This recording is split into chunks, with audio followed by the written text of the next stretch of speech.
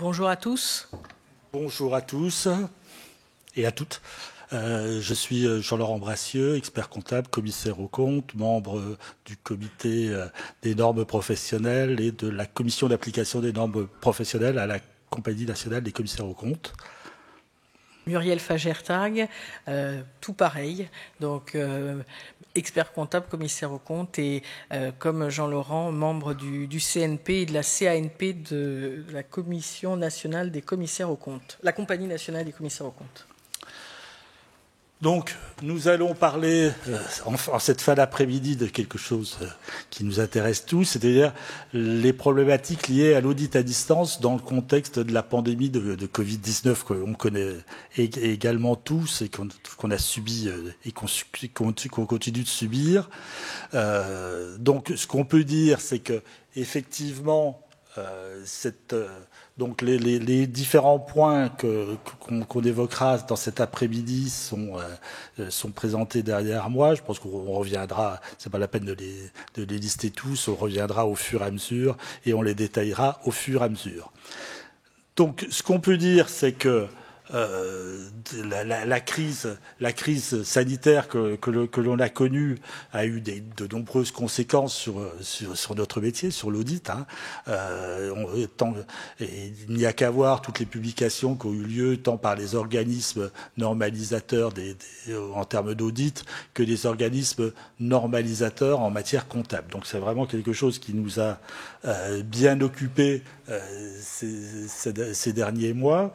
Et l'objectif donc de cet atelier cet après-midi, c'est de relever quelques points d'attention très pratiques.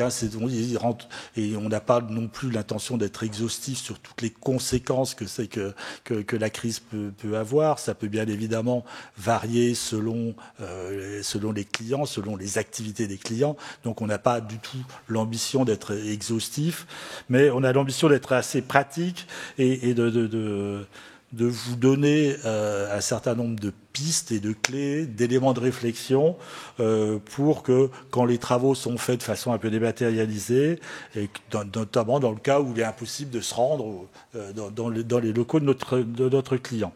Alors, il convient quand même de rappeler que les techniques d'inspection et d'observation, on reviendra en détail sur ces aspects-là, mais je dirais que l'inspection, l'observation physique sont des techniques fondamentales de l'audit, pertinentes pour le CAC, pour collecter des éléments probants et pour pouvoir à la fin tirer une opinion sur les comptes qui lui sont présentés. Donc, il faut bien faire attention aussi sur la nécessité de maintenir des échanges avec le client, quand bien même, et bien évidemment d'aller dans la mesure du possible chez les clients pour pouvoir satisfaire à ces obligations en matière notamment d'observation physique. Et dès que ça devient possible. Alors, ce qu'on peut dire quand même, alors c'est vrai que vous allez me dire, oui, c'est vrai qu'actuellement, les restrictions sont quand même, on n'a plus de période de confinement, les périodes de restrictions sont levées, espérons-le, de façon définitive, et donc il est quand même beaucoup plus facile de se rendre chez les clients, d'avoir des échanges, d'avoir un certain nombre d'échanges. Ce qu'il faut aussi quand même remarquer, c'est que la crise telle qu'on l'a connue a entraîné quand même des profonds changements et des bouleversements dans les relations qu'on peut avoir avec les clients, et que quand bien même on n'est plus en période de confinement, on se rend compte qu'il y a un certain nombre de réticences maintenant chez les clients de nous recevoir, quand bien même on va chez le client, eh bien la personne qu'on voulait voir est en télétravail. Donc tous ces éléments-là ont quand même changé. Alors c'est vrai que même si là on parle essentiellement des problématiques liées au Covid, on se rend compte que ces éléments-là deviennent un peu récurrents et qu'il y a quand même un certain nombre de changements dans les façons dont on intervient chez les clients. Alors, c'est vrai qu'aussi, vous allez me dire, les démarches dématérialisées, on les connaît depuis aussi un certain temps. C'est vrai que dans certains cas, je pense par exemple dans le cas où on intervient avec des CSP à l'étranger, des choses comme ça, des choses un peu exotiques, on connaissait déjà des approches un peu dématérialisées. Il n'empêche quand même que là, ça s'est fait un peu dans l'urgence, que les clients n'étaient pas, que ni nous, ni les clients n'étions foncièrement préparés à des approches purement dématérialisées. Et quand il a fallu travailler, c'est vrai que ça a occasionné quand même pas mal de difficultés pratiques. Alors, les entités, ce qu'il faut bien voir également, c'est que les entités qu'on audite sont quand même diverses, variées, mais sont en plus de plus en plus complexes. On a affaire à des systèmes d'information de plus en plus complexes, de plus en plus sophistiqués, et c'est vrai qu'ils réclament aussi une certaine stabilité dans l'environnement dans lequel ils fonctionnent. Et que là, les modifications telles qu'on a pu les connaître, en termes de modification de fonctionnement, modification des organisations, fait que on s'est retrouvé sur des systèmes d'information qui étaient quand même un peu, je dirais, déstabilisés, des procédures de contrôle interne qui également pouvaient être un petit peu moins efficientes, puisqu'elles ne fonctionnaient plus strictement de la même façon, et qu'à ce titre, ça pouvait constituer un terrain propice à des erreurs, voire même des fraudes. Alors, c'est vrai que dans ce contexte qui est un peu que je décris, qui est un peu apocalyptique, dirons-nous. Je dirais qu'il faut bien faire attention. C'est pas forcément toujours l'apocalypse, mais c'est vrai qu'on se rend compte que c'était quand même des périodes très difficiles, très heurtées, où il y avait en plus des problèmes, quelquefois des problèmes humains. On reviendra aussi sur ces problèmes relationnels qu'on a pu avoir. Et donc, à ce titre-là, il est clair que le commissaire aux comptes a été amené à constater un certain nombre de modifications dans ses modes de fonctionnement et donc à revoir, puisque c'est vrai qu'on ne pouvait plus aller chez les clients ou on allait chez les clients, comme je le disais, il n'y avait plus personne, tout le monde était en télétravail, les équipes aussi étaient également en télétravail, donc tous ces éléments-là ont nécessité de recours à des moyens. Alors, Dieu merci, on avait quand même un certain nombre de moyens qui étaient mis à notre disposition, les téléconférences, les plateformes d'échange, tous les mails, tous les éléments qu'on a pu et qui ont quand même largement facilité la communication dans ce contexte. Mais c'est vrai qu'on n'a pas toujours eu le temps d'apprécier clairement les conséquences que ça pouvait avoir. Et donc, un peu l'objectif de cet atelier, c'est de voir aspect par aspect, séquence par séquence, quels ont été et quels sont les aspects les plus impactés et de voir un peu quelques réponses que l'on peut apporter. Donc, je vais passer la parole à Muriel pour qu'elle nous présente actuellement donc, là, je rappelle la NEP 330, je pense que tout le monde la connaît, mais je dirais que de l'importance de l'appréciation du caractère du risque d'anomalie significative qui a pu être modifié dans le contexte du Covid, et donc de modifier la nature, le calendrier, l'attendu des procédures d'audit pour le réduire à un niveau suffisamment faible pour pouvoir, au compte tenu des éléments qu'on a pu collecter, émettre une opinion sur les comptes. Donc on voit bien, je dirais que tous ces aspects-là ont pu être largement modifiés, quand bien même on avait déjà défini sur le client une approche qu'on connaissait avec un certain nombre de risques qu'on avait mis en évidence. Mais c'est vrai que, cet aspect-là a pu être troublé par la crise, et donc il faut bien se remettre aussi. On peut pas rester dans les mêmes conditions. Donc, Muriel, je te laisse la parole concernant les techniques de contrôle. Merci Jean-Laurent. Donc sur cette première séquence et en lien finalement avec le rappel de la NEP, il est important de se souvenir que les normes n'ont pas changé. Donc effectivement, l'environnement a changé, mais les attentes, et encore plus dans un contexte de crise, des différentes parties prenantes, de tous ceux qui utilisent nos rapports d'audit, n'ont pas changé. Et donc, et elles ont été encore plus importantes par rapport au contexte de crise. Donc ça, c'est quelque chose qu'il faut bien avoir à l'esprit. Ça veut dire quoi? Ça veut dire que on s'adapte, comme l'a dit Jean-Laurent, mais on est obligé, et c'est le sens aussi de tout ce qu'on va vous expliquer, de bien respecter l'ensemble des normes d'exercice professionnel pour avoir la possibilité d'émettre un rapport d'audit avec l'ensemble des éléments. Et donc, quand on parle de rapport d'audit, et lorsqu'on on met en place une stratégie d'audit après avoir identifié les risques d'anomalies significatives, donc au niveau des états financiers pris dans leur ensemble et au niveau des assertions. Et sur la première catégorie des risques, c'est vrai que ça a beaucoup bougé. Hein, tu le disais tout à l'heure, il y a eu des changements à cause de la crise dans l'organisation. Le contrôle interne dans certaines entités a pu être mis à mal. Il y a pu y avoir aussi des nouveaux risques qui sont apparus. Et donc, lorsque le commissaire aux comptes va mettre en place sa stratégie d'audit pour collecter des preuves d'audit suffisantes et appropriées, il va choisir un certain nombre, une stratégie qui va pouvoir être, dans certains cas, la combinaison d'appui sur les contrôles et de tests de substances. Et puis dans d'autres cas, relativement circonscrits dans des entités où il y a peu d'automatisation, des choses relativement simples, il va avoir une stratégie d'audit qui s'appuie sur les contrôles de substances seuls.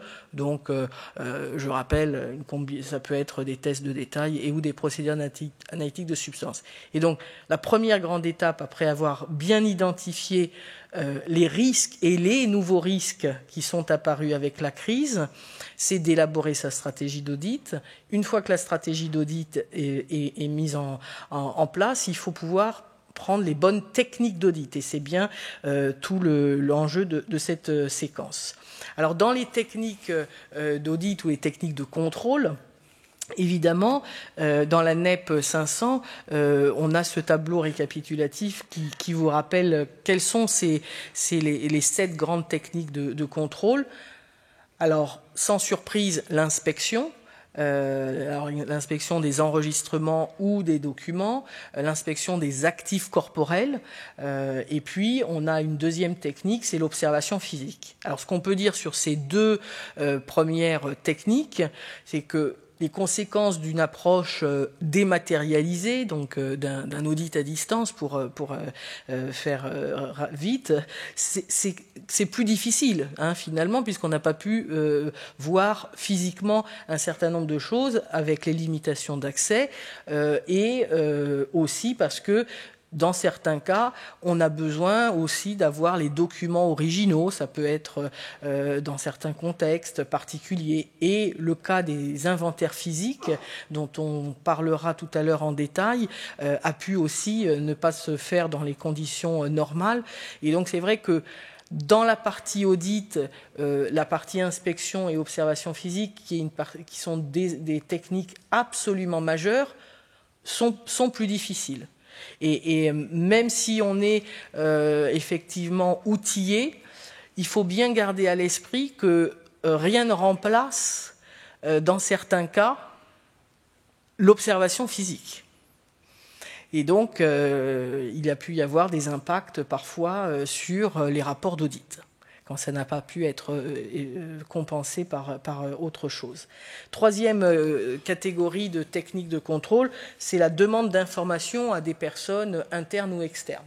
Alors là aussi, a priori, c'est pas plus difficile qu'avant, mais ça s'anticipe et ça s'organise. Donc même si on a effectivement tous des outils de visioconférence, d'abord, il y a quelques bonnes pratiques.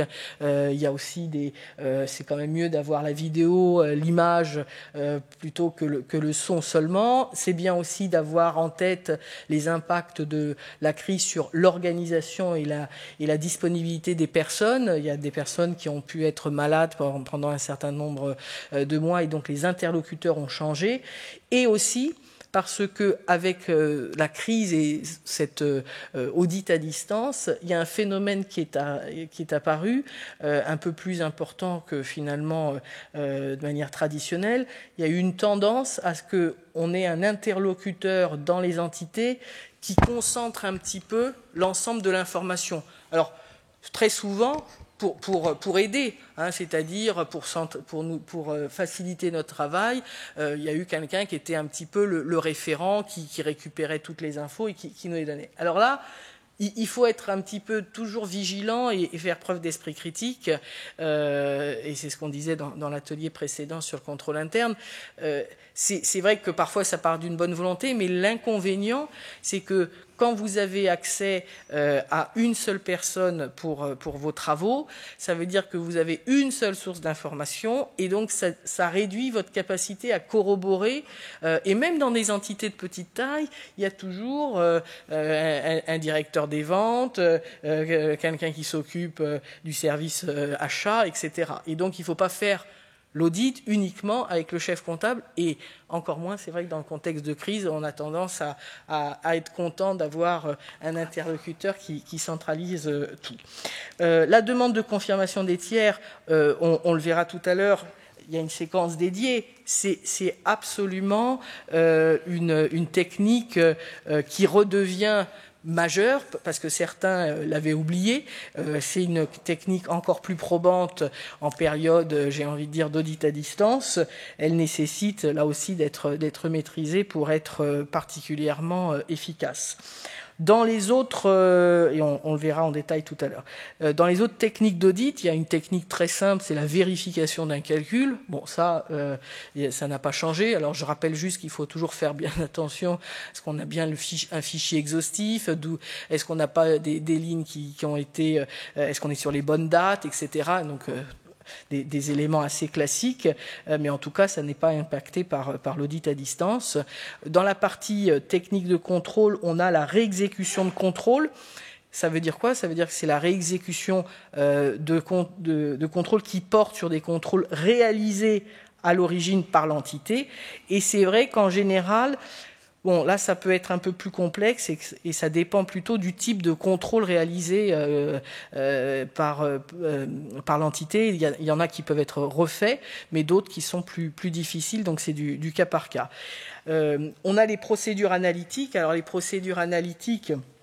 Donc, je rappelle que ça consiste effectivement à analyser les informations financières, donc à partir de corrélations avec d'autres informations, et puis avec des données attendues avec d'autres entités similaires. Mais évidemment, la crise a quand même compliqué les aspects de comparaison et d'attente des secteurs divers et variés. Et puis, les procédures analytiques consistent aussi à analyser les variations significatives ou les tendances inattendues. Bon, c'est vrai que là, ça a été, certes, pas plus difficile techniquement qu'avant, mais les informations étaient beaucoup plus compliquées à obtenir.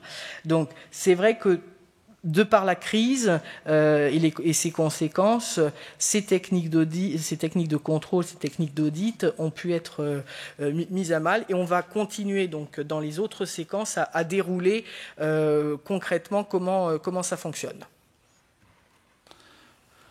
Alors, merci Muriel. Donc, point suivant concernant les échanges de documentation, de documents ou de documentation.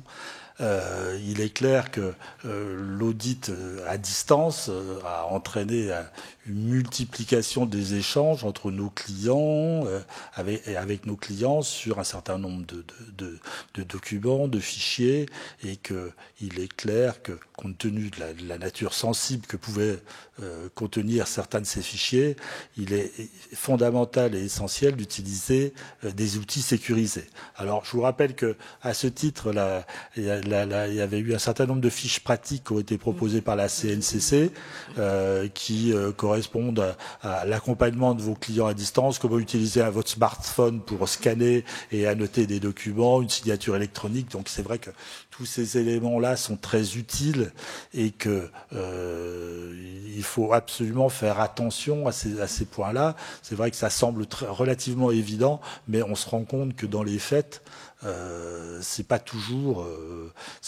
suivi des faits. Hein. C'est vrai que on se rend compte assez souvent qu'il y a un certain nombre de protections ou de sécurisation qui n'ont pas été utilisées.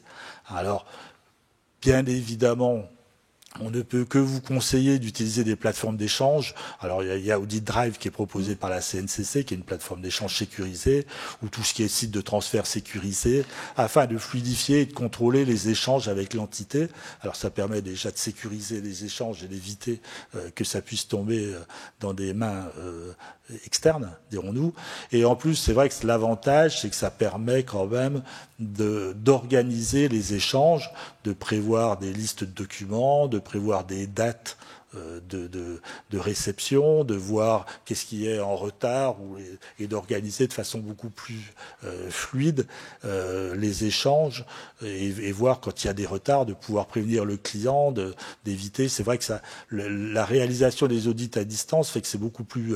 ça nécessite quand même un management du projet d'audit beaucoup plus fort que ce qu'on peut connaître quand on est sur place, ou si on a oublié de demander au client telle facture, on va dans le bureau du chef comptable, vous pourriez pas nous donner la facture. Ça, c'est facile. C'est vrai que quand vous êtes à distance, c'est beaucoup plus compliqué. Vous envoyez un mail, alors quand est-ce que le chef comptable va le recevoir, quand est-ce qu'il va pouvoir vous le donner, vous répondre et tout. Donc c'est beaucoup plus compliqué. Donc c'est vrai que l'utilisation de fichiers sécurisés, non seulement donne la sécurisation, mais aussi permet l'organisation des échanges avec le client, avec des dates butoirs ou des choses comme ça, et donc un véritable management de projet.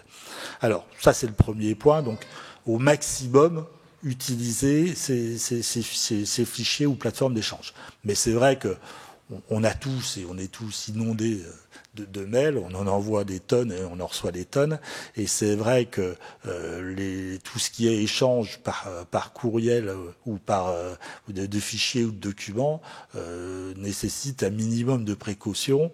Alors, l'utilisation des messageries cryptées ou chiffrées, ça, je sais que c'est à peu près naturel chez tout le monde.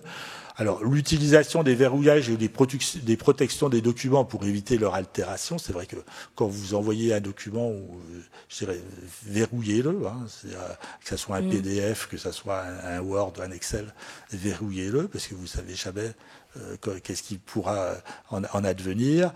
Et puis, de la même façon, utiliser des mots de passe sur des fichiers avec des transmissions simultanées du mot de passe par un autre canal. C'est-à-dire, si vous demandez par exemple des documents concernant la paye, qui sont quand même toujours des documents sensibles, que le fichier soit verrouillé avec un mot de passe et que vous envoyez que le client vous envoie le mot de passe par SMS. C'est pas très compliqué, ça évite quand même un certain nombre de risques et d'avoir un certain nombre d'informations qui circulent dans la nature. Donc clairement, tous ces éléments-là, il faut faire attention à tous ces éléments-là. Bon, ne transmettre, alors, effectivement, tout ce qui concerne les données personnelles. Alors, que ça soit des données que vous envoyez ou des données que vous recevez, faites attention aussi. Il faut aussi éduquer ses clients. Moi, j'avoue qu'il y a 15 jours, j'ai reçu d'un de mes clients le fichier des engagements de retraite avec tous les noms et tous les salaires, les dates de naissance et tout. Je veux dire, clairement, moi, je suis gêné quand je reçois ça. Par rapport à des contraintes RGPD, et c'est vrai que j'ai téléphoné à mon client en lui disant faites attention, quoi. Je veux dire, prenez un minimum de précaution, quoi. Donc c'est vrai qu'il faut aussi éduquer les clients par rapport à ça, et c'est vrai que tous ces échanges de documents qui se sont multipliés déjà, qui avaient déjà tendance à se multiplier de façon exponentielle avant Covid, là ont été complètement... on a retrouvé des contacts qui se baladaient sous Excel dans les messageries et tout, quoi. Donc c'est vrai que il faut faire attention, il faut s'imposer un minimum de discipline, et il faut aussi imposer à ses clients un minimum de discipline pour éviter tout problème. Donc clairement, faites attention à ces points-là. Alors on vous a mis l'adresse de la CNIL avec des conseils pratiques de la CNIL concernant tous ces échanges de documents. Et je pense que vous pourrez de façon utile vous y référer. Et tu as raison d'insister sur ces aspects pratiques, parce que il faut aussi faire attention aux adresses e-mail, les erreurs dans les chaînes de mail, et aussi un conseil très pratique, qui est en copie des mails. Et c'est vrai, quand on demande des informations sensibles, les contrats, les payes, comme tu l'indiques, il vaut mieux s'adresser directement au directeur financier et ne pas, voilà, faut faire attention. Il y a aussi des informations au sein de l'entité qui ne sont pas disponibles auprès de tout le monde. Il est clair que les chaînes de mail, on se rend compte qu'il y a un certain nombre d'informations qui traînent dans les chaînes de mail qui intéressent pas tout le monde, quoi. Mais c'est vrai qu'à force de répondre, on se retrouve avec un certain nombre d'éléments qui ne devraient pas être transmis dans ces conditions-là. Donc, faites attention à ces éléments-là également. Alors là, je crois que tu vas aborder une session qui intéresse tout le monde et on a la chance d'être en septembre. Ça arrive très souvent un petit peu tard. C'est la partie assistance à l'inventaire physique, participation. Alors c'est une séquence importante. Oui, alors c'est vrai que bon, on a été quand même particulièrement... ça a été particulièrement compliqué dans certains cas. J'avoue que l'année dernière, avoir eu des inventaires physiques au 31 mars 2020, c'était assez compliqué en pleine période de confinement. Faire ça par WhatsApp ou des choses comme ça, c'était un petit peu exotique, dirons-nous. Hein. Donc clairement, c'est quand même quelque chose. Bon, pour l'instant, c'est vrai que les conditions sanitaires normalement éviteront ce type de problème, mais je pense qu'il est quand même important de bien se remémorer tous ces éléments-là, tous les éléments relatifs à la participation à l'inventaire physique. Alors, relativement à ce problème Covid, on avait émis, la CNP, donc la Commission des normes professionnelles, avait émis une réponse, qui est la réponse 2020-04, sur nature et étendue des procédures alternatives ou complémentaires à mettre en œuvre par le commissaire aux comptes lorsqu'il effectue des comptages du stock à une date postérieure à la clôture des comptes. Alors c'est vrai qu'on connaît quand même de façon relativement fréquente. Je ne parle pas de la problématique des inventaires tournants, hein, la problématique spécifique des inventaires tournants. Là, je parle le cas, par exemple, où l'inventaire complet est fait sur une clôture au 31 décembre, les clôtures, de faire un inventaire au 30 novembre, c'est quelque chose de relativement classique qu'on a, je dirais, l'habitude de traiter. Là, le problème qu'a traité le CNP, c'était la problématique lorsque l'inventaire a été fait à la date de clôture, par exemple, mais que le commissaire aux comptes, compte tenu des problématiques de confinement, n'a pas pu s'y rendre, et que l'autre cas aussi qui avait été traité, c'est lorsque l'entité n'a pas réalisé l'inventaire physique à la date de clôture, mais que l'inventaire est réalisé postérieurement à cette date, et que le commissaire aux comptes l'a puisse y participer. Hein. Donc on n'avait pas traité le cas où l'inventaire est décalé et que le commissaire aux comptes ne peut pas y participer, mais je dirais que c'est le mélange des deux, le mélange des deux réponses. Donc à ce titre, donc je pense qu'il est utile de se rappeler les textes. Alors le petit cadre jaune FAQ qui est précisé ici renvoie à la FAQ qui avait été faite par la CNCC sur toutes les problématiques Covid. Hein. Donc chapitre 2, c'est la question 2.1 et question 2.2. Donc au niveau du rappel des textes, alors commençons d'abord par le Code de commerce. Donc texte que tout le monde connaît, toute personne physique ou morale ayant la qualité de commerçant doit contrôler par inventaire au moins une fois tous les 12 mois l'existence et la valeur des éléments actifs et passifs du patrimoine de l'entreprise. Donc ça, c'est l'obligation de réaliser à minima un inventaire physique tous les 12 mois. Et donc complet et exhaustif. Hein, donc ça, c'est un texte qu'on connaît tous. Et donc, par rapport à ce texte, la NEP 501, le paragraphe 5 de la NEP 501 précise que si, en raison de circonstances imprévues, le commissaire aux comptes ne peut être présent à la date prévue pour la prise d'inventaire physique, et dans la mesure où il existe un inventaire permanent, il intervient à une autre date, soit en procédant lui-même à des comptages physiques, soit en assistant à de tels comptages. Alors, cette disposition de la NEP 501 est intéressante, mais bien évidemment, elle suppose que l'on dispose d'un inventaire permanent. c'est-à-dire d'un enregistrement des entrées et des sorties de stock qui permet de connaître son stock à tout moment au cours de l'exercice. Pour les entreprises qui n'ont qu'un inventaire intermittent, il est vrai que l'absence d'inventaire physique à la date de clôture crée un problème qu'il est difficile de résoudre. Hein. Donc là, on est bien dans le cas où on a un inventaire permanent, et donc le commissaire aux comptes intervient à une autre date s'il n'a pas pu se rendre à la date d'inventaire, et donc il peut faire des comptages physiques, il peut demander s'il y a d'autres comptages qui sont faits à ce moment-là, et donc il est prévu également que le commissaire aux comptes effectue, s'il le juge nécessaire, des contrôles sur le mouvement intercalaire. Donc c'est vrai qu'à partir du moment où on a un inventaire physique qui est réalisé, par exemple, sur une clôture au 31 décembre, qui a été réalisé le 28 février, et qu'on se base sur l'inventaire permanent du 31 décembre pour l'établissement des établissements financiers, il est quand même important et utile. Alors s'il le juge nécessaire, moi je dirais que je ne vois pas dans quel cas ça serait pas nécessaire, mais enfin bon, c'est pas moi qui... peut-être que dans certains cas c'est pas nécessaire, mais je vois que pour moi dans beaucoup de cas ça le sera, de rapprocher les mouvements intercalaires qui sont intervenus entre la date de l'inventaire physique et la date de clôture. Alors même si l'inventaire est réalisé avant ou après, hein, je dirais que la problématique est la même, alors que ce soit un rollback ou un roll forward, on appelle ça comme on veut, mais en tout état de cause, il est important de se raccorder en fonction des mouvements qui sont intervenus. Et donc là, dans le paragraphe suivant, toujours dans la LEP 501, le paragraphe suivant, lorsque la présence à la prise d'inventaire physique est impossible, notamment en raison de la nature ou du lieu de cet inventaire, le commissaire aux comptes détermine s'il peut mettre en œuvre des procédures d'audit alternatives fournissant des éléments présentant un caractère probant équivalent. Hein, donc c'est vrai qu'il est toujours possible. Il est toujours possible pour un commissaire aux comptes de ne pas assister à un inventaire physique si en raison de la nature ou du lieu de cet inventaire, hein, bon, ça pose des problèmes.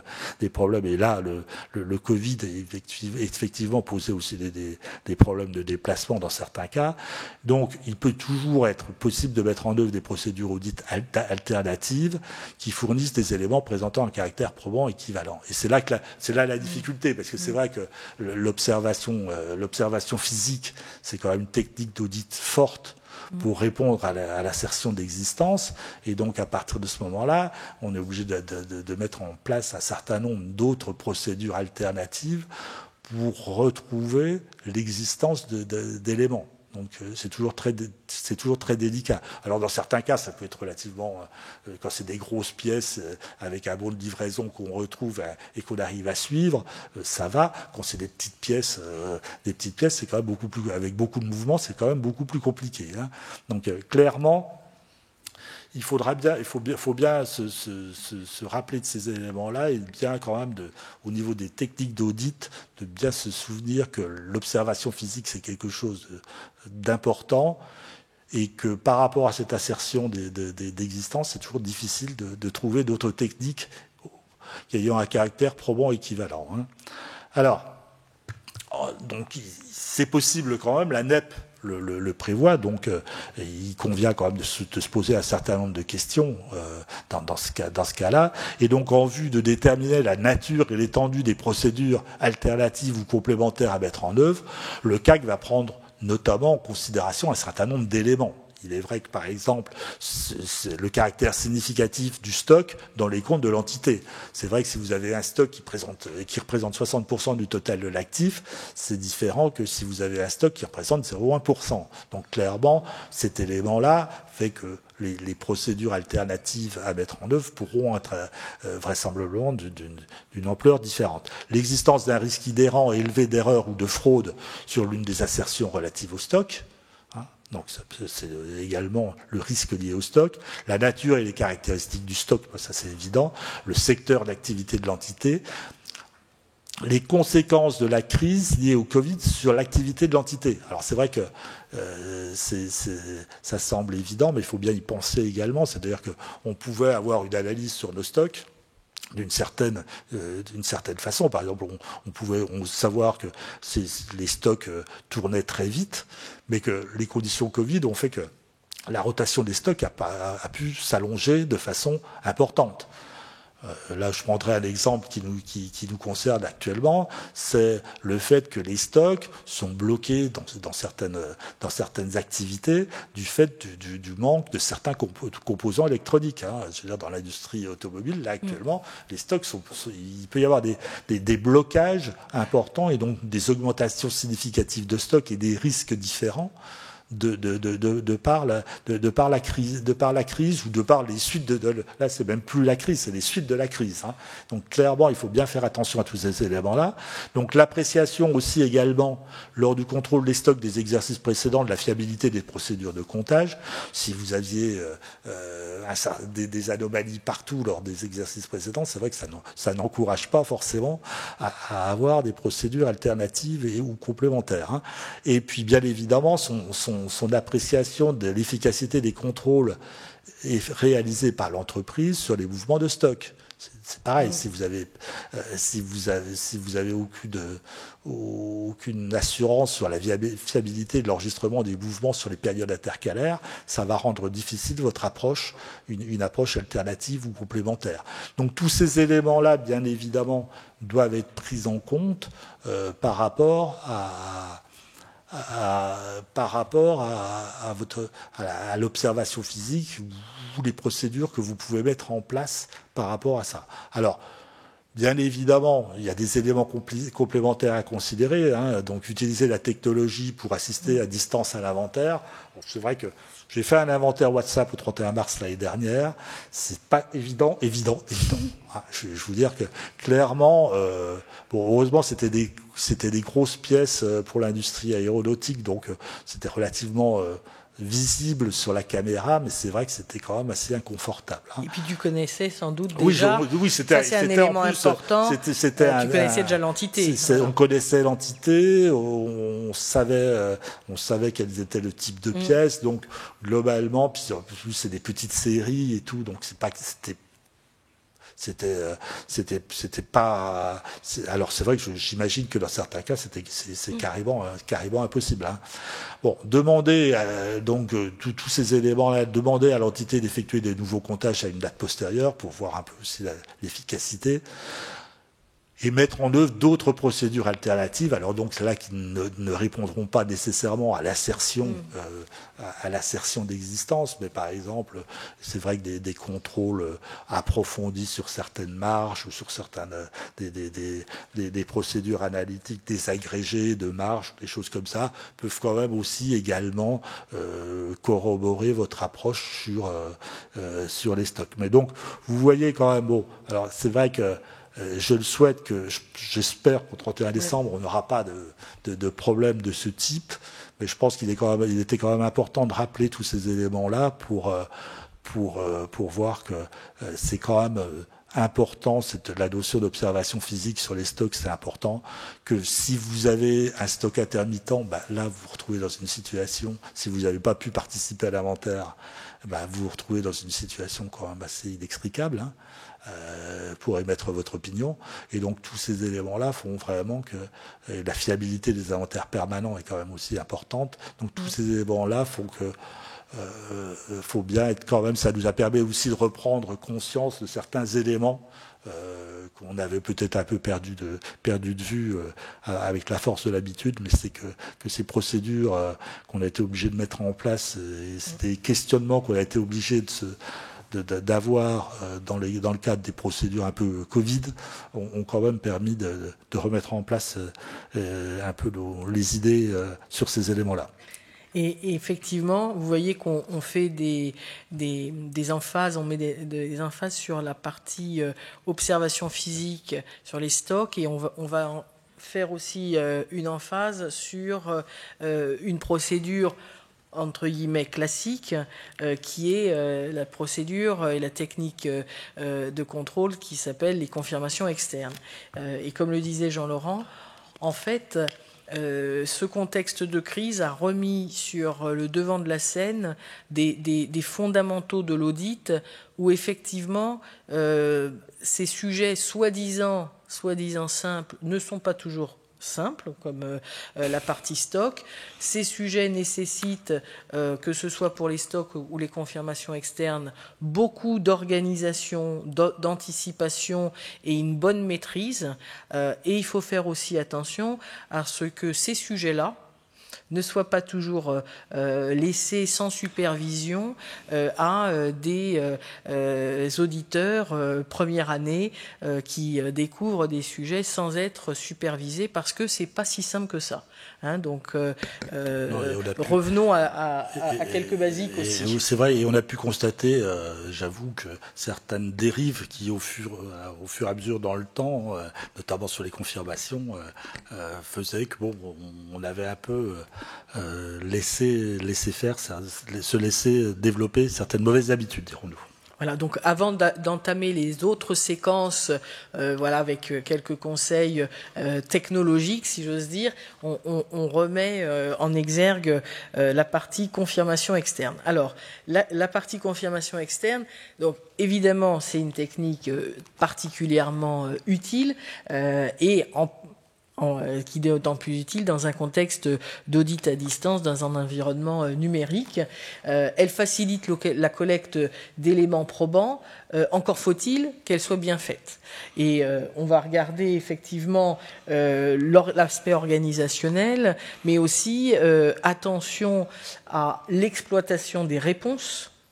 C'est une chose d'avoir des réponses, encore faut-il les exploiter intelligemment et exhaustivement.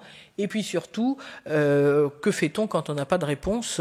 On n'insistera pas trop pendant la séquence parce que vous avez une note d'information de la CNCC qui est très détaillée sur les procédures alternatives, mais vous avez bien l'obligation, une fois que vous avez lancé des réponses, si vous avez des circuls, des confirmations, si vous avez décidé de sélectionner 10 fournisseurs et les lettres sont envoyées à 10 fournisseurs, s'il y en a 4 qui n'ont pas répondu, vous devez faire des procédures alternatives sur la totalité des 4 fournisseurs et pas je prends juste finalement ce qui n'était pas significatif, non mais je vais pas en prendre 4, je vais en prendre 2. Ça fait tomber tout votre travail. Donc je me permets d'insister dessus parce que ça fait partie des pièges. Ça veut dire qu'il faut justifier l'intégralité du solde. Exactement. Donc c'est-à-dire que si vous avez 4 fournisseurs qui vous ont pas répondu, il faut que vous justifiez théoriquement l'intégralité du solde de ces 4 fournisseurs, donc en remontant aux pièces justificatives qui constituent le solde, donc le bon de réception, des choses comme ça. Donc la facture, c'est exigeant. C'est quand même lourd. Alors donc après, tout dépend effectivement de ce qu'on a demandé dans la lettre de confirmation, mais en tout cas, n'oubliez pas la partie procédure alternative. Alors, le point important, c'est que pendant la crise, évidemment, la poste, se déplacer, sortir, etc., c'était pas forcément possible. Donc, dans le cadre des facs de la CNCC et de l'Ordre des experts comptables, qui ont été mises à jour tout au long de l'année 2020 et qui comportent un chapitre audit, comptable, juridique, et ce sont des facs assez précieuses et qui ont été très utiles pendant la crise. Il y a une question qui est est-ce que on peut adapter finalement les modalités d'envoi des lettres autrement que par la poste, si j'ose dire. Alors cette question, vous allez me dire, heureusement qu'on n'a pas non plus attendu la crise, mais elle n'était pas forcément clairement posée. Donc l'envoi par mail, par email ou courriel, est-ce que c'est possible ? Donc la réponse est oui, et heureusement, puisque c'est comme ça quand même qu'on a fait sur l'exercice de clôture 2020. Et la seule chose sur laquelle il faut absolument insister, c'est quand on fonctionne par mail, par voie électronique, il faut vérifier qu'on a effectivement des demandes de confirmation qui peuvent pas être altérées et qu'on a effectivement un processus fiable. Donc, Ça, c'est une chose qui doit être importante et où il n'y a pas d'interférence par l'entité auditée. Donc c'est pour ça que lorsqu'on parle de maîtrise du process de A à Z, ça suppose que et là encore, je vais insister sur quelque chose un peu de base, mais qui arrive encore trop souvent, c'est la lettre doit être envoyée par le commissaire aux comptes et non pas par le client. Alors le client, parfois, il veut bien faire et puis il dit « Ah, ben, je les ai toutes envoyées, les lettres. » Ah, ça va pas. Ça fait tomber à l'eau, si j'ose dire, la confirmation. Ou alors le client qui insiste pour que ce soit lui qui envoie pour des raisons très, très diverses. Et donc il faut aussi bien anticiper, bien expliquer le processus pour qu'il n'y ait pas d'ambiguïté. C'est bien le commissaire aux comptes qui envoie donc par email ou par la poste les lettres de confirmation. Ces lettres, elles doivent être bien organisées, c'est-à-dire il doit y avoir une demande claire de réponse avec une date. Il y a rarement d'ailleurs de date de retour de réponse attendue sur les lettres. Donc on envoie des lettres, elles doivent être signées par la direction. Avec en tête évidemment de l'entité et dans le cas de la crise, bon, ça a beaucoup été fait par signature électronique sur des PDF, etc. Mais en tout cas, il faut que le contenu de la lettre soit aussi relu. Parfois, il y a des lettres avec des demandes qui ne sont pas toujours adéquates. Donc là, effectivement, c'est heureusement qu'on a pu faire ça. Et puis les relances, elles peuvent être faites. Alors après, le client peut passer des coups de fil en insistant auprès des tiers pour que effectivement la réponse nous soit envoyée, mais envoyée directement. Et ça reste quelque chose d'important. Alors, on veut insister sur ces sujets-là, et puis sur un sujet à anticiper quand on fait des envois par email. Il ne faut pas seulement demander la liste des adresses email. Pourquoi ? Parce que finalement, c'est très facile aujourd'hui de fabriquer une adresse email. Hein, on peut fabriquer une adresse email et faire organiser toute une fraude. Donc, il faut un petit peu quand même anticiper le fait que peut-être que vous allez vouloir corroborer, passer un coup de fil au tiers qui vous aura répondu pour lui demander des informations complémentaires. Peut-être que vous allez souhaiter aussi doubler, lorsque la crise est finie, d'un envoi par courrier postal. Donc en fait, la bonne chose à faire, la bonne pratique, c'est de demander donc la liste des tiers à vos interlocuteurs avec l'adresse email, un numéro de téléphone et une adresse physique. Et déjà, rien que ça, vous voyez, ça complique la tâche de ceux qui veulent frauder ou ceux qui veulent créer des tiers fictifs. Donc ça, c'est un élément important. Alors, maintenant, sur la fiabilité de la réponse reçue. On peut tout à fait téléphoner. Alors, on ne dit pas qu'il faut le faire systématiquement, mais vous savez que l'imprévisibilité, c'est un élément important qui n'est pas toujours bien compris et facile à mettre en œuvre.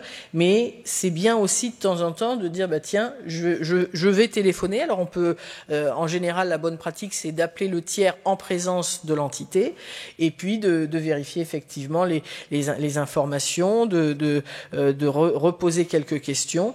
Ça se documente, hein, ces entretiens téléphoniques, évidemment, avec le nom de l'interlocuteur. Est-ce que c'est bien la personne qui a complété la confirmation ? Est-ce que elle est bien qualifiée pour répondre ? Est-ce qu'il y a eu des changements par rapport ou d'autres informations intéressantes par rapport à la date à laquelle le tiers a répondu ? Et puis, il peut y avoir d'autres informations clés qui sont fournies. Donc, en tout cas, on peut, là aussi, en termes d'esprit critique, quand on a des processus un peu dégradés, alors l'email, bon, c'est courant, mais ça peut être manipulé. Eh bien, on peut compléter et faire preuve un peu d'esprit critique à bon escient. Autre point d'attention, et là, lorsqu'on parlait de non-manipulation ou de non-interférence des réponses par l'entité, dans beaucoup de cas, l'entité sous-traite. C'est le cas des stocks. Et donc, vous allez parfois envoyer des lettres de confirmation à des sous-traitants de l'entité. Mais est-ce que le sous-traitant va répondre de manière vraiment indépendante? Est-ce que vous allez avoir finalement quelque chose qui est fiable? Et donc, il faut aussi, encore une fois, faire preuve un peu d'esprit critique sur ces sujets-là, parce que quand vous avez, je vais prendre à nouveau les stocks, parce que ça arrive très souvent, un montant important des stocks qui est externalisé, en vérité, la seule confirmation ne suffit pas. Il faut aller se déplacer et demander aussi à assister à l'inventaire physique du stock par le sous-traitant. D'accord ? Donc là aussi, vous voyez, dans les preuves d'audit, il y a l'aspect suffisant et approprié. Et puis, tout ce qui est réponse, ça c'était un cas qu'on souhaitait avec Jean-Laurent mettre en exergue, toutes les réponses accessibles sur une plateforme électronique. C'est le cas depuis 2-3 ans de certaines banques qui proposent au commissaire aux comptes d'accéder directement à certaines informations.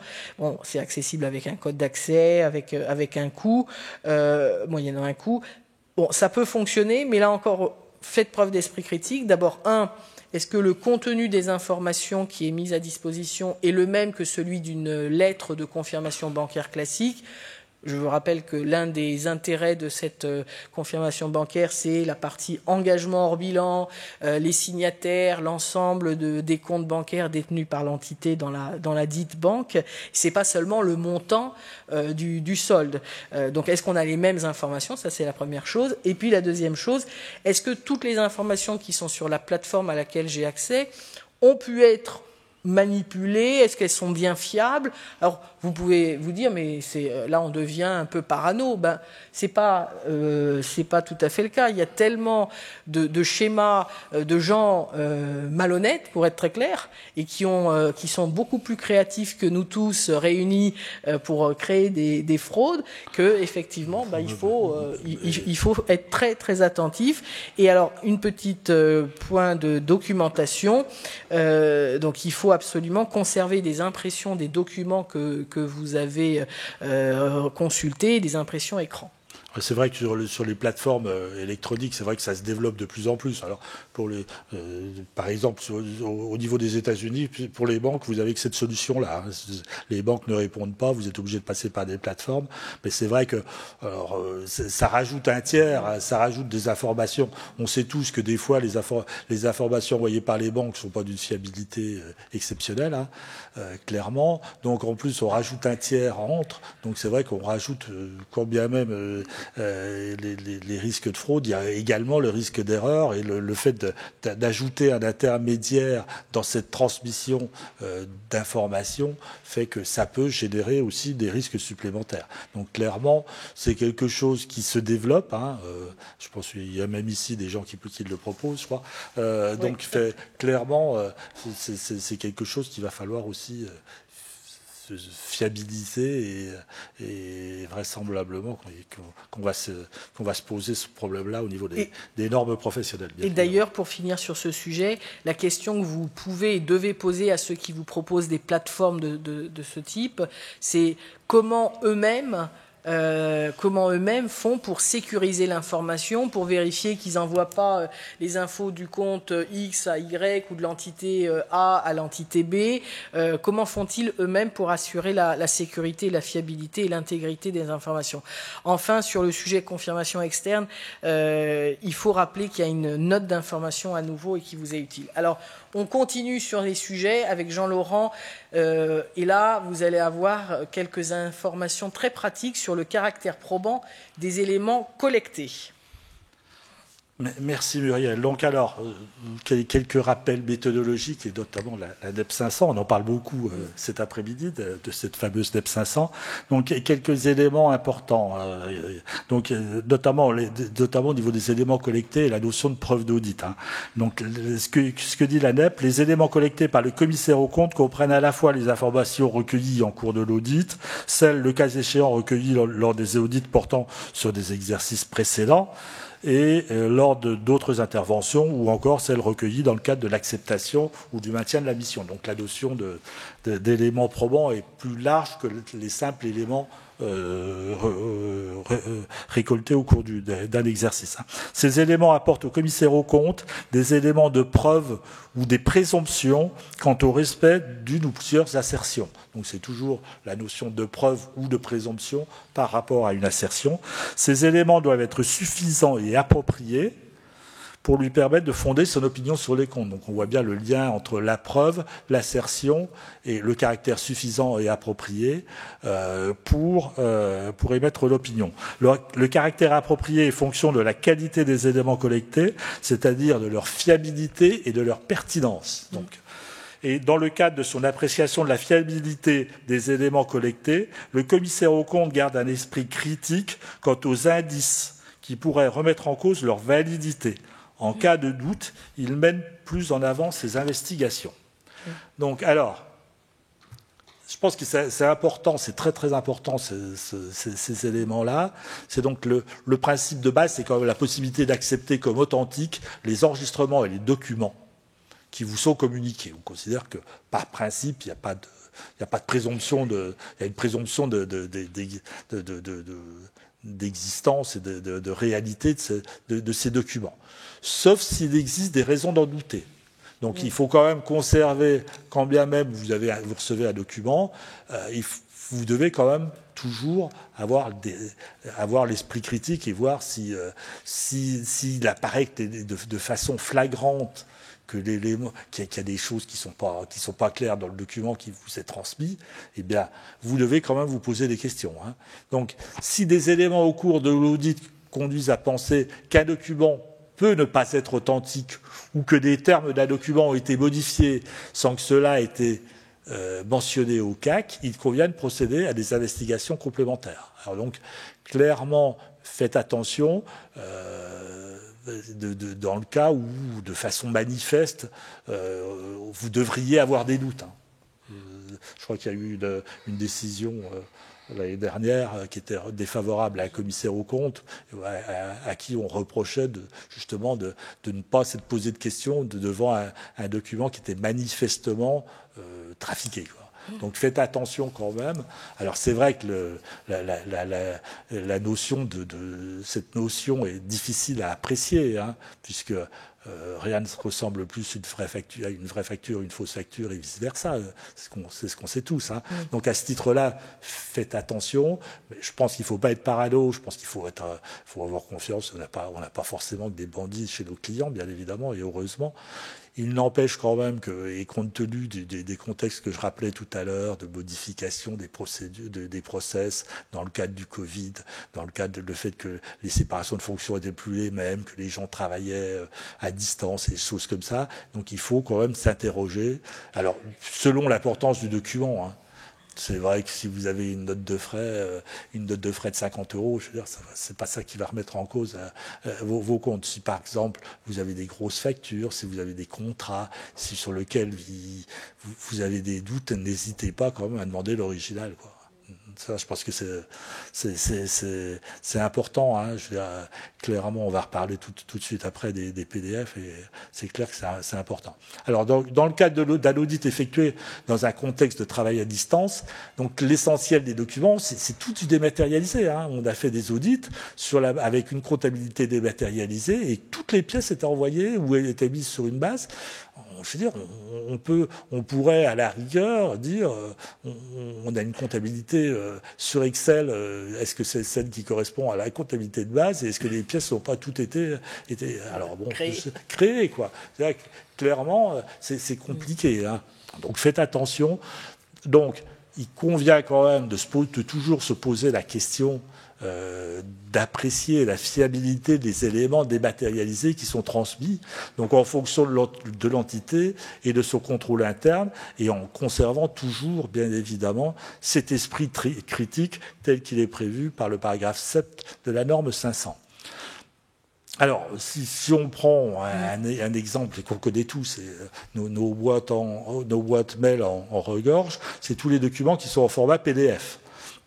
Alors, il faut apprécier, dès que vous recevez un PDF, de savoir, est-ce que vous connaissez le processus d'élaboration de ce document? Est-ce que c'est un document élaboré automatiquement via par exemple un ERP qui va générer automatiquement le PDF, ou est-ce que c'est un document papier qui a été scanné sur le photocopieur du coin? Je dirais que c'est important de se poser la question. Le caractère non modifiable du document, est-ce que c'est un document protégé? Est-ce que c'est un document qui a une signature électronique? Donc, dans ce cas-là, à partir du moment où il circule, il ne peut plus être modifié, parce que moi, j'ai eu un cas de détournement où les factures Air France étaient complètement pipotées par une personne qui recevait les factures. Hein. Donc, c'était bien fait, c'était invisible. Hein. Donc, c'est clair qu'un PDF se modifie maintenant. On a tous les dernières versions de PDF permettent de modifier absolument tout et c'est absolument invisible. Donc, si vous n'utilisez pas des documents qui sont protégés, je veux dire, vous risquez, et votre client également, hein, alors ça va dans tous les échanges, de ce que vous envoyez et de ce que vous recevez. Donc clairement, il faut toujours se poser la question quand même, un PDF non protégé est par principe modifiable. Et donc, si vous pouvez avoir également, je dirais, des éléments relatifs sur la création, les dates de création, le nom du créateur, les dates de dernière modification, c'est tous des éléments aussi qui permettent de s'assurer d'un certain nombre d'éléments. Alors, je ne dis pas qu'il faut, évidemment, dès que vous recevez un PDF, vérifier ça, mais je pense qu'il faut conserver cet esprit critique et, dans certains cas, ne pas hésiter aussi, ou avec un caractère aléatoire, ou pour comme le rappelait Muriel, le principe d'imprévisibilité, excuse-moi, d'imprévisibilité, n'hésitez pas non plus, dans certains cas, à vous poser des questions sur ces documents. Alors, bien évidemment, si vous avez aussi la possibilité de corroborer un PDF avec un autre document qui est un document externe, je prends par exemple une facture PDF que vous pourriez corroborer avec un bon de livraison manuel ou un bon de transport ou quelque chose qui émane d'un tiers, ça permet de corroborer ce document. Mais c'est vrai qu'un PDF en tant que tel, et compte tenu des possibilités de modification, fait qu'on a quand même un certain nombre de risques sur ces éléments-là. Hein. Donc clairement, attention au PDF. Alors, je voulais quand même vous alerter sur le cas particulier des factures, parce que les factures, on a deux types de factures PDF. Alors, on a ce qu'on appelle des factures dématérialisées, qui sont en fait une facture numérisée, qui est une facture papier numérisée. Alors, scannée, oui, c'est passé dans un scan. Hein. Donc, et par rapport à la vraie notion de facturation électronique, qui sont des factures qui sont émises, envoyées et conservées sous un format électronique dans des conditions qui sont définies par la loi. Hein.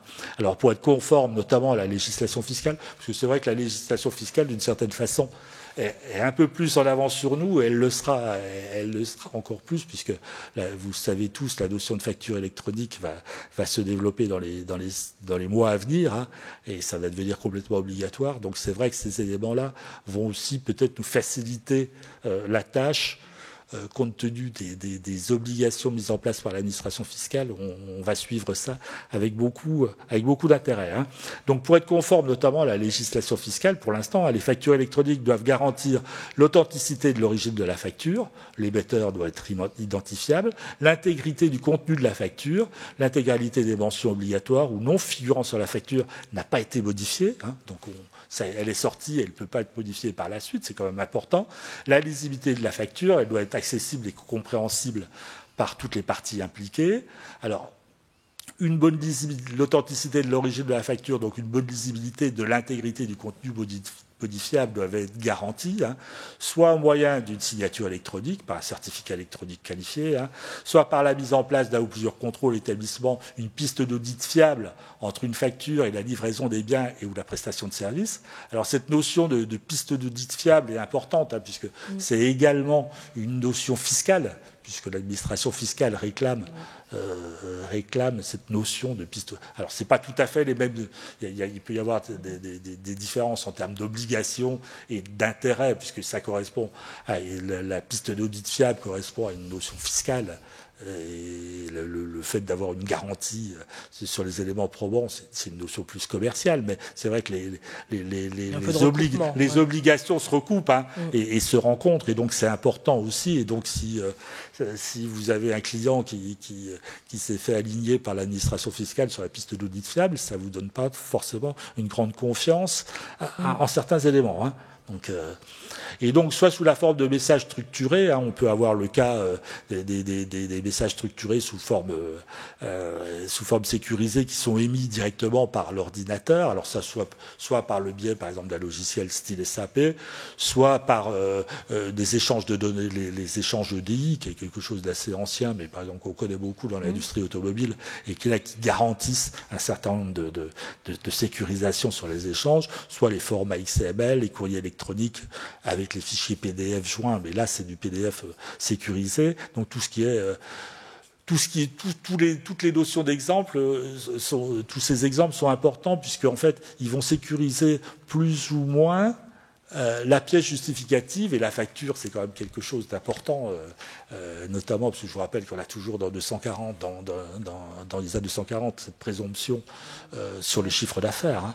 Donc c'est quand même aussi important de savoir, notamment pour les factures émises par l'entreprise, la sécurisation qu'on peut avoir sur tous ces éléments-là. Donc le cas échéant, bien tenir compte de tous ces éléments-là. Et donc la prise de connaissance du système est fondamentale aussi par rapport à ce risque qu'on peut avoir sur un certain nombre sur le caractère probant de certains éléments. Et donc de bien prendre connaissance de tout le processus de dématérialisation des factures. Donc ça, c'est quelque chose. Bon, je pense que ça va évoluer effectivement avec les notions de facture électronique, ça va quand même évoluer dans les années à venir. Mais c'est toujours utile, et là tu mets l'emphase dans le cadre de cet atelier, mais ce que tu dis là, ça a déjà été utile avant la crise, et ça le sera après la crise. C'est pas des notions nouvelles, on a absolument rien inventé. C'est simplement des notions c'est simplement peut-être des éléments qui deviennent plus prégnants dans le cadre de la crise. C'est vrai que quand vous demandez une facture, quand vous êtes chez le client et que vous demandez une facture, vous savez où elles sont en général. Alors même dans certains cas, vous pouvez vous servir directement et vous savez où sont les factures. Pour autant que ça soit des originaux, ce qu'on a de moins en moins d'ailleurs. Mais enfin, bon. Partons dans ce cas-là. Là, dans le cas où vous demandez que le client mette à votre disposition une facture dans 3 jours, sur une plateforme sécurisée, ça lui laisse 3 jours pour la manipuler. Alors, je dis pas qu'il va le faire, clairement. Faut pas non plus. On n'est pas forcément dans ces éléments-là, mais c'est vrai que le facteur temps entre ce que vous demandez quand vous êtes chez votre client par rapport à ce que vous demandez et le mode de transmission qui est quand même foncièrement différent, avec des délais foncièrement différents dans le cadre d'une transmission à distance avec les plateformes, avec un certain nombre de choses, font que, clairement, on n'a pas forcément des risques qu'on n'avait pas sur des factures, des choses comme ça, qui étaient quand même quelque chose d'assez naturel à obtenir, font que maintenant ça devient de plus en plus, il peut y avoir des risques qu'on ne connaissait pas auparavant. Donc faites attention à ces éléments-là. Alors, autre élément, alors là, c'est pareil, nos boîtes mail en regorgent, c'est tout ce qui est fichier Excel. Alors là, c'est encore pire, parce que Excel, il n'y a pas de sécurisation en général, puisque c'est quelque chose qu'on peut changer, il suffit de changer le chiffre et vous changez le résultat. Alors donc, appréciez notamment quand on vous transmet des fichiers Excel, tout ce qui est les propriétés, les caractéristiques du document, qui c'est qu'il a créé ou pas, les protections éventuelles, est-ce qu'il est protégé ou pas, les modalités d'extraction et des requêtes du système générant ces fichiers, parce que on se rend compte que dans beaucoup d'entreprises, alors y compris les grosses, qui ont des systèmes très intégrés, style SAP, ou Oracle, ou tous les ERP qu'on connaît du système, ça traite 90 ou 95% des opérations, mais il y a 5% des opérations qui sont des opérations manuelles, ou gérées ou générées par des fichiers Excel et qui sont très très importantes sur le résultat. Hein. Moi, j'ai en tête une société importante où on avait une provision pour garantie qui était calculée sur Excel. Et la provision pour garantie, je peux vous dire qu'elle était significative. Hein. Et donc, on a des fichiers, on se rend compte qu'on a une différence importante entre le système qui est sécurisé, qui génère 95% des opérations, et ces 5% d'opérations qui sont faites sous Excel, alors que ce soit les provisions pour retraite, les provisions pour garantie, les dépréciations de stock, les dépréciations statistiques de clients, alors en plus ou moins avec des extractions du système de base et des traitements par rapport à ça, et tous ces éléments-là font quand même que c'est quand même excessivement risqué. Alors donc c'est pas nécessairement lié à la Covid, à la crise de la Covid, mais c'est vrai que la multiplication de ces échanges. Plus, alors on a quelque chose qui est absolument génial. Je sais pas si, moi j'ai des collaborateurs qui adorent ça, c'est les tableaux croisés dynamiques. Alors là, ils m'en font partout. Donc on a des tas de tableaux, mais on se rend compte dès qu'on change quelque chose, on n'a plus du tout le même résultat. Ouais. C'est très très fragile et pour en tirer des conclusions, donc je leur dis, moi, vous me faites une image du TCD parce que et c'est ce qu'on met dans le dossier. On met plus le TCD dans le dossier, quoi. Parce que c'est vrai que on sait même plus ce qu'on a fait au bout d'un certain temps. Oui, et puis parfois on a des fichiers Excel avec X onglets et puis le commissaire aux comptes, l'équipe d'audit a inséré un onglet ou des colonnes dans le fichier du client. En fait, on ne sait plus qui a fait quoi. Donc c'est un fichier envoyé par l'entité et avec des choses qu'on a rajoutées. Et en fait, donc là aussi, il faut être très rigoureux dans ce qui provient avec un code couleur, avec une explication claire de ce qui a été donné par le client et de ce que on a fait avec la piste d'audit et vraiment ça revient encore plus important qu'avant. Hein. C'est clair que et donc nonobstant toutes les erreurs de calcul qu'on peut avoir sur les cellules, les choses comme ça, hein. Les mauvais renvois, les erreurs de calcul. Donc Excel, attention, c'est dangereux. C'est vrai que là, en plus comme les clients ont déjà ont travaillé à distance avec nous, mais ont travaillé à distance entre eux. Hein. Alors c'est vrai qu'il y a un certain nombre de contrôles qui pouvaient être faits sur place et tout, mais quand le contrôleur de gestion est chez lui, le chef comptable est chez lui, et qui se rencontre pas, on se rend compte qu'il peut y avoir aussi des problématiques nouvelles et des erreurs qui ne seraient pas advenues avant et qui arrivent maintenant. Donc pour tout ce qui est édition et extraction de documents, hein, donc tout ce qui est, faites attention, on peut toujours demander, alors c'est vrai que si on a Skype ou les choses comme ça, ou Zoom, on peut toujours obtenir des partages d'écran et donc de voir quand le client par exemple paramètre pour sortir un état, d'avoir vous-même la vue sur l'état sur les éléments qui cherchent pour imprimer, hein.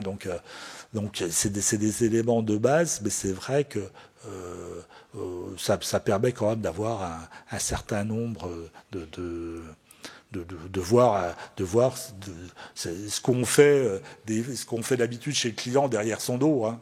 On a tous un certain nombre de cas où on demande des extractions en étant à côté du client pour bien voir qu'il habille les bons paramètres et les bonnes fourchettes dans certains cas. Donc là, c'est vrai que dans le cas où ces extractions sont faites à distance, il faut aussi demander des partages d'écran pour pouvoir faire ça à distance, et se garantir que les extractions, les bonnes fourchettes et les bonnes données ont été extraites, hein. Donc vérifier tout ce qui est séquentialité des éditions, mais c'est vrai que ça c'est classique, et aussi demander si possible des accès directs en lecture dans les données de l'entité, hein. Il y a un certain nombre de logiciels qui permettent des accès en visio, bien évidemment, pas en entrée de données, mais ça permet quand même d'avoir un certain nombre de sécurité et d'autres éléments, parce que autrement on est un peu aveugle par rapport à un certain nombre de points qui peuvent se passer dans l'entreprise. Alors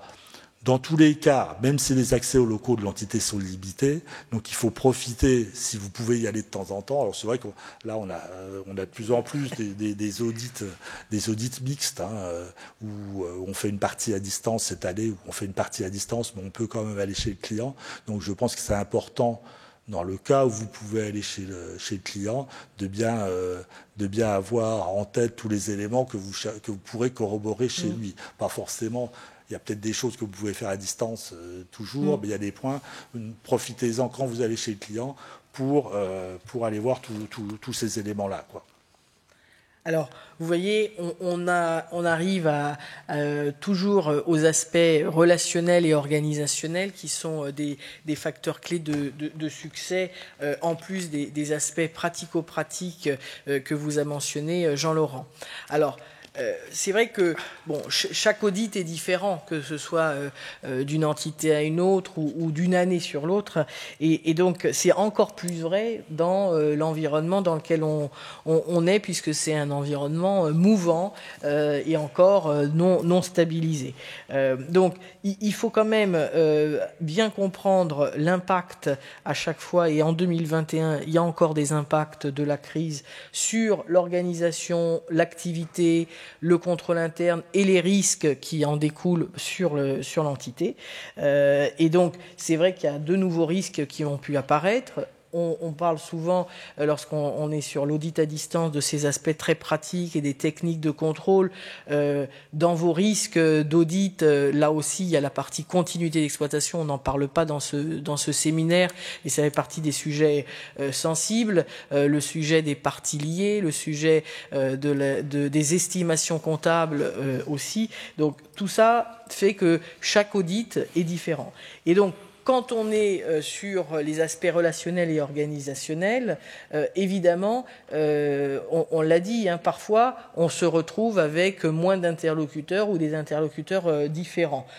Donc là, il faut anticiper, corroborer, et puis il faut poser des questions et savoir poser des questions aussi pertinentes et ne pas être dans un bis repetita d'une année sur l'autre. D'abord, c'est ennuyeux, et c'est surtout peu intéressant et peu utile pour bien faire la démarche d'audit et notre travail. Sur les aspects de mesures d'éloignement et le fait de ne pas pouvoir voir les mêmes personnes, alors que ce soit chez les interlocuteurs, mais aussi, et tu l'as dit Jean-Laurent, au sein de l'équipe, on a de plus en plus une partie de l'équipe qui travaille dans les locaux, une partie de l'équipe qui travaille chez elle, et donc on assiste à une diminution des échanges directs au sein de l'équipe d'audit, avec beaucoup moins d'interactions sur le terrain. Et là-dessus, il faut faire attention. On est encore plus que jamais dans des entités où la qualité de la supervision, la qualité de l'exécution, les interactions doivent se faire et doivent continuer à se faire. Et non pas une fois qu'on est tous partis de chez le client, mais au fil de l'eau.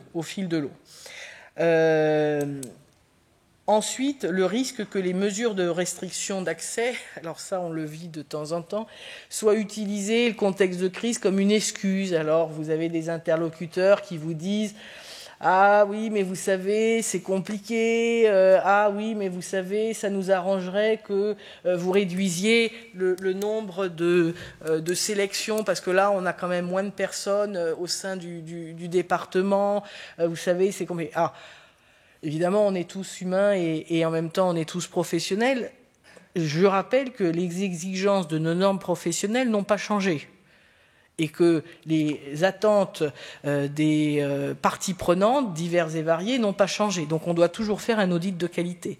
Et donc, on ne peut pas baisser la garde, et on ne peut pas être entre guillemets sympa en se disant non mais c'est vrai, on va en faire moins pour vous faire plaisir. Ça c'est pas possible. Et je prends un autre exemple, c'est le client à qui vous demandez 15 factures. et qui va notamment, et ça va être souvent le junior ou l'assistant première année, à qui il va dire « Ah, mais vous savez, sur les 15 factures, là, il y en a 5 qui sont archivées, et puis c'est compliqué, vous savez, avec la crise, etc. » Et puis ça, là. Et donc, très souvent, ce qui arrive, c'est que les 5 factures, on lui demande au junior de changer la sélection. Pas de chance, les 5 factures, c'était celles qui étaient soit avec des anomalies ou soit avec, avec des problèmes. Et donc, attention aussi, la crise ne doit pas être une excuse pour moins bien faire son travail.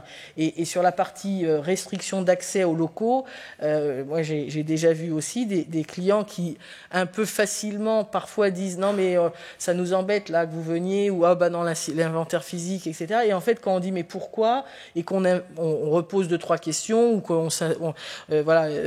en fait après il n'y a plus de sujet. Si la boîte est ouverte et que tout fonctionne en respectant les protocoles qui vont bien, on continue à pouvoir accéder aux locaux. Donc attention quand on vous dit un peu non trop facilement. Alors sur les autres sujets, effectivement, il faut maintenir un contact régulier. C'est ce qui s'est passé au cours de l'année 2020-2021 avec les principaux interlocuteurs.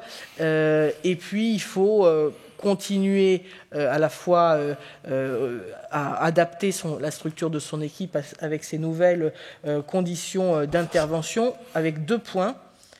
Donc, j'ai parlé de l'exécution et de la supervision de l'équipe d'audit. C'est vrai que sur certains sujets aussi, il faut avoir des collaborateurs expérimentés. Quand on a des estimations complexes, et d'ailleurs je profite pour vous dire que vous avez tous vu passer cet été au mois d'août la NEP 540 mise à jour, donc sur les estimations. Donc celle-là, il faut bien la garder en tête. Sur des sujets complexes, on ne peut pas avoir un niveau d'intervention qui n'est pas suffisant ou pas assez expérimenté. Donc attention là-dessus aussi à bien adapter la structure de l'équipe, puisque ça fait partie de ce qu'on appelle la réponse globale face à un risque d'anomalie significatif sur l'ensemble des états financiers. Et puis, effectivement, on a beaucoup de... Voilà, il y a les fiches pratiques qui sont sorties et auxquelles tu faisais déjà référence. Il y en a plusieurs, et il y a des petits vadémécum qui vous aident aussi à planifier et à organiser vos audits. Sur le dernier aspect, c'est la séquence premier exercice d'un nouveau mandat. Et là aussi, vous allez voir que ce qu'on vous dit, c'est à la fois du bon sens, mais encore faut-il l'appliquer. Alors, c'est vrai, merci Muriel. Donc, sur le premier exercice d'un nouveau mandat, c'est quand même quelque chose d'assez particulier quand on peut pas voir le client, rencontrer le client, et qu'on fait tout à distance. Ça m'est arrivé cette année. J'avoue que c'est un peu compliqué quand même. Hein. Alors, surtout que, comme le disait Muriel, il n'y a pas de différence dans la finalité de l'audit, hein, mais des difficultés supplémentaires, ça oui. Donc, réalisation partiellement ou totalement dématérialisée, faible niveau de connaissance de l'entité par le commissaire aux comptes. Là, vous n'avez pas le vécu que vous pouvez avoir sur des dossiers récurrents, et donc là, ça pose des problèmes particuliers. Donc, d'où une vigilance supplémentaire, notamment lors de la prise de connaissance. Alors, la situation est quand même différente selon qu'il s'agisse d'un premier exercice contrôlé ou de la nomination suite à un autre commissaire au compte, ou dans le cas d'un co-commissariat au compte, où vous allez pouvoir bénéficier de l'expérience de votre co-commissaire. Là, on parle principalement du cas où vous récupérez un dossier qui, notamment là, ce qui m'est arrivé, c'était un dossier qui était sous les seuils auparavant, donc une SAS sous les seuils, et qui est amené à passer au-dessus des seuils, et donc à nommer un commissaire au compte. Et donc là, vous vous retrouvez avec une société qui existait déjà, avec un certain nombre de choses, et où il faut que toute cette phase de prise de connaissance. Alors pour ce qui est de l'audit, de l'audit après, hein, je dirais que ça rejoint ce qu'on vous a dit précédemment. Mais pour ce qui est de la prise de connaissance, c'est quand même important de bien tenir compte. Alors c'est vrai que dans la mesure du possible, privilégier quand même l'observation physique et le contact direct. Hein. C'est vrai que quand c'est possible, moi là dans mon cas, c'était pas possible parce que la société n'a plus de bureau. Oui. Bon, ok, c'est vrai qu'on a de plus en plus de sociétés qui n'ont pas de bureau et que où tout le monde travaille à distance selon les activités. Ça leur pose pas de problème énorme, mais c'est vrai que c'est quand même compliqué de ne plus avoir de lieu où rencontrer les clients. Hein. Alors, dans le cas où ces contrôles sont impossibles, le commissaire aux comptes choisit des techniques de contrôle qui lui semblent les plus appropriées. Mais ça, là, on retrouve ce qu'on a déjà dit, et les conférences téléphoniques, les plateformes et choses comme ça. Donc, il porte une attention particulière aux documents communiqués. C'est à ce moment-là que vous constituez votre dossier permanent. Hein. Donc, c'est vrai que tous les éléments qui vous sont transmis sous format PDF et tout, faut quand même faire un minimum d'attention. Que les informations reçues, en s'assurant qu'elles puissent être corroborées par d'autres interlocuteurs. Hein. Donc, n'hésitez pas à revenir. Alors, ça peut être des fois, dire j'ai mal compris, ou jouer un petit peu aux bêtes, hein. C'est pas difficile, mais ça permet quand même de reposer plusieurs fois la question à plusieurs personnes en disant j'ai mal compris ce qu'il m'a expliqué. Donc c'est toujours efficace. Les procédures, les informations communiquées en s'assurant qu'elles sont à jour et qu'elles tiennent compte des modifications apportées par la dématérialisation de certaines procédures. Là, dans le cas où je suis intervenu, j'avais effectivement des notes de procédure, des très belles notes de procédure, mais c'était plus du tout à jour compte tenu du Covid. Hein. C'était fait quand ils travaillaient tous ensemble. Hein. Donc là, clairement, ça n'avait pas été forcément mis à jour. Donc tous ces éléments-là font que vous avez une prise de connaissance qui est quand même rendue encore plus difficile et que, bien évidemment, prévoyez aussi tout ce qui est contrôle effectué pour les assertions non vérifiées du fait de l'absence d'inspection ou d'observation physique. Donc c'est vrai qu'à partir de ce moment-là, moi, dans mon cas, c'était simple puisque il n'y avait pas de machine, il y avait deux bureaux, 3 ordinateurs, donc le risque était peu significatif. Mais c'est vrai que c'est quand même très difficile à traiter dans ce cas-là. Et donc, au niveau du contrôle interne, je dirais de la partie de la prise de connaissance du coup des procédures de contrôle interne. Donc le commissaire aux comptes s'assure, ce que je disais, sont correctement mises à jour, qu'il est possible de faire un test de cheminement. Et là, c'est compliqué. Hein. Clairement, le test de cheminement à distance,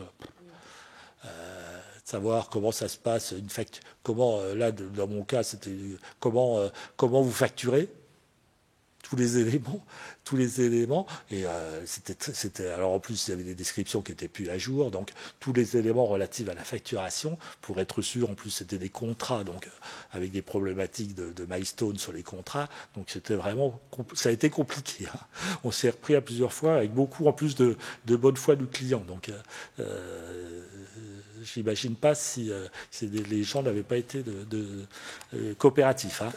Donc que les modifications du fonctionnement du système IT sont correctement gérées. Alors tout ce qui est ITGC, c'est-à-dire les contrôles généraux de l'informatique, est-ce que c'est bien, est-ce que c'est encore bien, déjà pour autant que ça soit maîtrisé avant, est-ce que c'est toujours maîtrisé maintenant? Et que les règles relatives aux séparations de fonctions sont respectées. Alors c'est vrai que tout ce qui était grille de séparation de fonctions, on avait eu tendance... C'est vrai que ça a fait du bien, parce qu'il y a des choses qu'on avait un peu perdues de vue, qu'on est revenu un peu sur des grilles de séparation de fonctions, des choses comme ça, parce que ça permet quand même de revoir un peu les fondamentaux. Hein. Et donc, une fois que vous avez fait ça, ça vous permet de définir votre stratégie d'audit. Donc, nécessité d'intégrer au niveau de la stratégie d'audit les constatations effectuées lors de la prise de connaissance, une attention particulière au risque de fraude. Et là, vous n'avez pas du tout de connaissance de l'entité. Donc, vous êtes vraiment... c'est vraiment compliqué. Hein. Dans le cas où le commissaire aux comptes privilégie une approche basée sur les tests de procédure, alors, dans mon cas, heureusement, on a pu faire du substantif sur la totalité, donc ça allait. Mais clairement, si on est obligé, pour des raisons XY, d'avoir une approche basée sur les procédures, donc il faut voir dans quelles conditions les tests peuvent être réalisés. Je n'imagine pas que ça puisse être fait sans aller à l'entreprise. Alors donc dans le cas d'une approche mixte, ça peut aller. Dans le cas d'une approche qui serait non mixte, ça va être très très difficile. Et nécessité aussi d'adapter les procédures analytiques. Alors on en a parlé tout à l'heure. Et là c'est vrai que sur les procédures analytiques, en plus il y a eu quelques exemples. J'ai eu quelques exemples un peu contre-intuitifs. Je m'attendais, je dirais, on partait plutôt sur des attentes en disant le délai client va augmenter. ça va être plus difficile de se faire payer. Et en fait, chez beaucoup de clients, et dans le cas là aussi, on s'est rendu compte qu'ils ont tellement fait attention, ils avaient tellement la trouille, qu'ils ont tellement fait des relances, qu'en fait, la rotation client, elle a plutôt baissé. Donc, on était sur des aspects contre-intuitifs. Donc, déterminer les attentes, c'est quelque chose de très difficile. Déjà, c'est très difficile en période Covid, quand vous connaissez l'entité, quand vous êtes sur une entité que vous connaissez mal, puisque c'est votre première année d'intervention, vous n'avez pas du tout d'historique, ça devient encore plus difficile. Donc clairement, il faut bien faire attention, c'est quand même c'est un exercice. Là, j'avoue que je suis content de l'avoir fait, mais c'est un exercice relativement difficile. Donc voilà un peu ce qu'on voulait vous dire dans cette heure et demie. On a été... on a essayé de garder quelques temps pour les questions, peu de temps, mais c'est vrai que si vous avez des questions, n'hésitez pas. Donc on vous remercie d'abord de votre attention, et puis vous avez un quiz qui vous permettra de valider votre participation à l'atelier. Donc c'est important que vous puissiez y répondre. Et voilà, si vous avez une question ou deux, on peut les prendre. En tout cas, passez une bonne fin de journée et bonne audite pour l'exercice 2021. Au revoir.